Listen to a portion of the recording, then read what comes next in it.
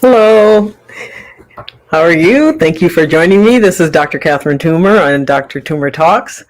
And thank you for coming in. If you're here watching, say hello. If you're watching later, just put in hashtag replay. Ooh, my hair's looking kind of jacked, but that's okay. I'm here. So thank you for being here. Um, so what I wanted to talk about today was you are what you eat. Now, I know we hear that a lot, like, oh, uh, basically it's usually used as a way of trying to tell people to eat better, which is fine and we should and whatever, but we're still human and we eat and we like our foods and we should. However, there is some things that I wanted people to know because uh, there's been a lot of research done about mood and food. There's a lot of, we all know that food changes our mood one way or the other, lack of food or eating certain foods, or if we are under stress, we tend to choose different foods, and there's a reason for that. And so I'm going to talk a little bit about what actually happens. So um, our body is a reflection of what we eat, mainly because it is constantly regenerating. Every cell in our body is regenerating, and the only way our body can get the things that it needs to regenerate is from the food we eat. Our body doesn't make its own things. It makes it from what we eat. And so, mainly though, one of the things I find really fascinating, the human body is extremely fascinating. But we talk a lot about who we are. Who are we? What makes us us? You know, um, is it's not, where does our personality lie? Where does our thoughts lie? Where does our actions and our motivations and our everything that we do and feel, where does it lie? And primarily it's in our brain. So when we eat food, and I'm going to talk about why this is significant. When we eat food, there's basically three major food groups. There's three macronutrients. There's protein, there's fat, and then there is um, carbohydrates. Wow, I blanked for a minute. So there's protein, fat, and carbohydrates. All of those get broken down: protein to amino acids, fat to fatty acids, and carbohydrates to glucose. Those are the building blocks then used, put back together inside the body to make the different things that our body needs. Our brain uses glucose to function, to give itself energy in order to do all the other functions that it needs. That's why when your blood sugar is low, you feel kind of cranky. And that's why when you eat after your blood sugar is low, your mood shifts and kind of goes up. It's also one of the reasons why when we're under stress, we tend to go for carbohydrates, because one, it feeds the pleasure centers of our brain, but the other is that it does increase the energy that our body needs. So there's a reason for it. Partly because when we're under stress, cortisol levels go up. It blocks how glucose gets into the cell. So our brain tells us eat, eat more, eat more, eat more carbs, because I'm not getting enough in my cells and I need more. And so that's why that happens. But what about the actual building blocks of the brain? I mean, we know what goes into the cells to give the brain energy, but what about the building blocks? So our brain primarily uses the breakdown of protein to amino acids to create all the things that it needs to function and to create its own structure. So the protein gets broken down to amino acids, and those amino acids then get put together to make neurotransmitters, to make the actual structure of the brain neurons, the nerves within our brain that send the messages to all the different parts of the brain. It is also and then the neurons also are surrounded by a fatty coating, and that fatty coating comes from omega fatty acids. And so which you find in fish, primarily seafoods, and other, there are some other sources, and you can look those up. I'm not going to bore you with all of that. But if you take a brain and you look at a brain, an actual brain, it's sort of spongy. It's a dense sponge, but it's kind of spongy. It's softish, and like most of the organs in our body. And it's very oily. Like when you cook cow brain or any animal brain, you'll see it's kind of oily. It's just an oily organ. And that oil comes from the lining of the neurons or the nerves in our brain. And that comes from omega fatty acids, omega-3 fatty acids. So we all hear about omega fatty acids and how we should be using it for brain health. Well, now you know why. The neurons, so the way neurons work is that they kind of come together. There's a little space in here, and in that little space are little chemical messages that go back and forth and tell what the next cell should do. So this gets stimulated, sends a message through chemicals. This one gets stimulated, sends a message to the next one, to the next one, to the next one. This one is covered in a sheath, and what we eat produces that sheath. If that sheath's not there and gets broken down, then the message doesn't smoothly go through and it gets thrown all over the place. And actually, that's what happens with multiple sclerosis. The loss of what's called the myelin or the sheath of the nerve. And so the message no longer gets pushed right through. Sort of think of it like an electric wire that's covered in rubber, and the electricity is going through it. As long as electricity is going through, as long as it's covered in rubber, that electricity will go in one end and come out the other. But as soon as there's a nick in that rubber, suddenly electricity starts sparking out, and you don't want to touch it. But that's the same thing that happens with nerves. The neurotransmitters, the things that are in between here that tell one nerve what to do to tell the other nerve what to do, comes from protein. That's our serotonin, our dopamine, our norepinephrine, our epinephrine, all of it, our GABA, all of it comes from protein. And then there's other proteins that do other things that stimulate. There's others that cause suppression, but they all come from protein. Protein is broken down to amino acids, and then it's built back up into neurotransmitters. That's why what you eat becomes you. What you eat gets broken down to all the things in your brain that create every single emotion, every single thought, every single function.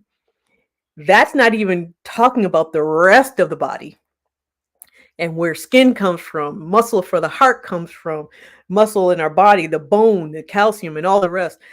We'll talk about that later. I mean, seriously, in med school, it takes years for us to learn all of that.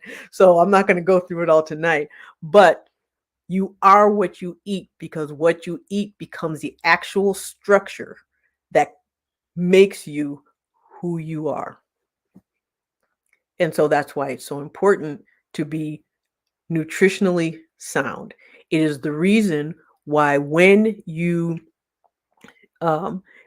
children are malnourished, it affects their development and it affects their cognition. It's the reason that our cognition is affected by food up or down. So think of it like this.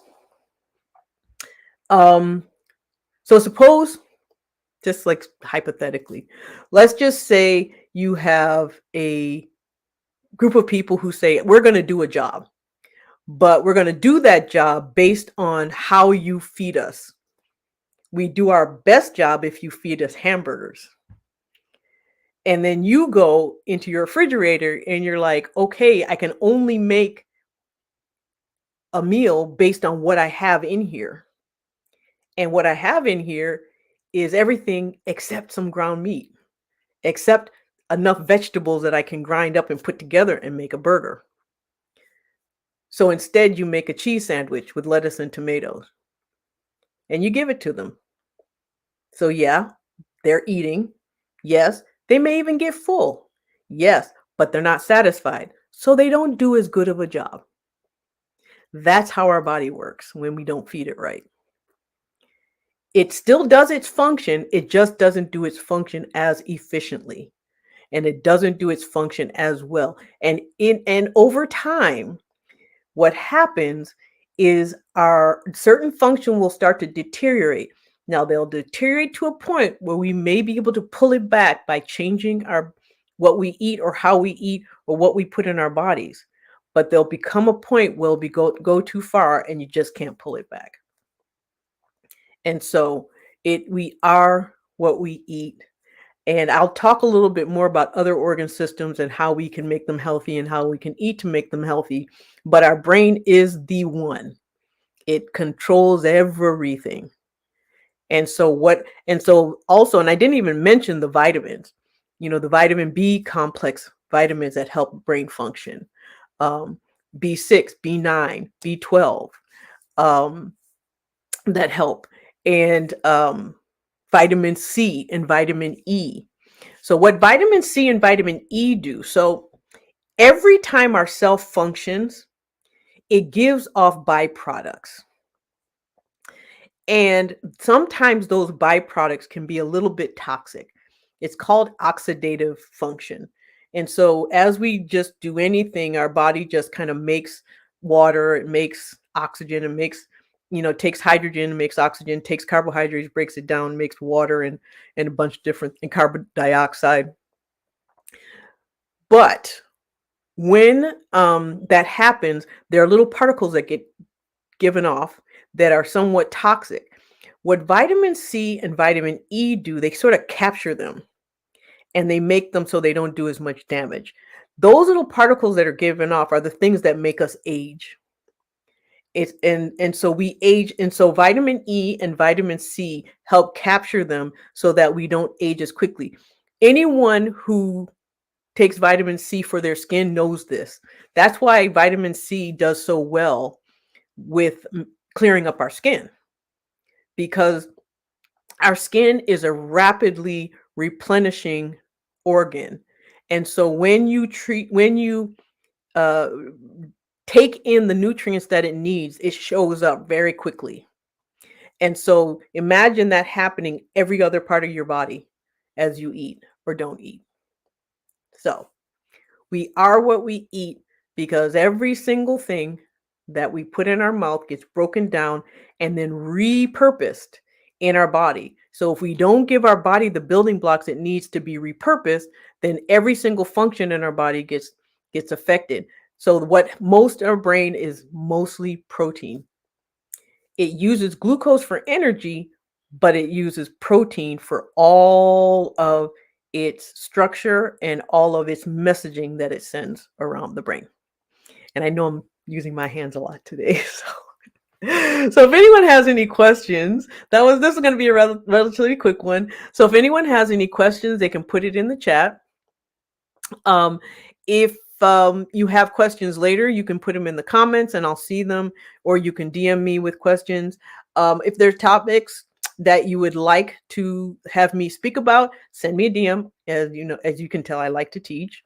But also what I'd like you to do is, I have a couple of groups where I do some teaching. A lot of this is being streamed into those groups. One of them is for patients. If you are looking for comprehensive and compassionate weight care, talk to me. If I can't help you, I'll tell you what you probably need. And if I cannot help you, I will find someone who can. I know I'm not for everybody.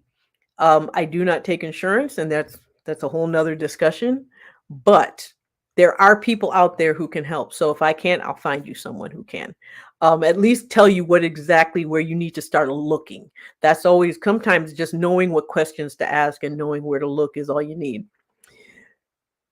I also have another group for physicians or clinicians, anyone who sees patients, who treats patients for weight care or for weight health. Weight health is a biopsychosocial process. Really, anything in the body is a biopsychosocial process. It gets affected by our biology, it gets affected by our psychology, and it should all be it will influence our sociology, our family life, and all the rest. It's very, very important that the psychosocial part of weight care is addressed and treated properly. We always want to help and not do more damage. Any of us who've been overweight know we have put up with a lot and we've internalized a lot. And the last thing we need is to have the people we turn to for help to not understand that and not help us fix that. And so I've actually created a program around it, but I do have a group, and it is practitioners how to create profitable practices, successful and profitable practice, which is what I have. And the group for patients is total wellness and weight care.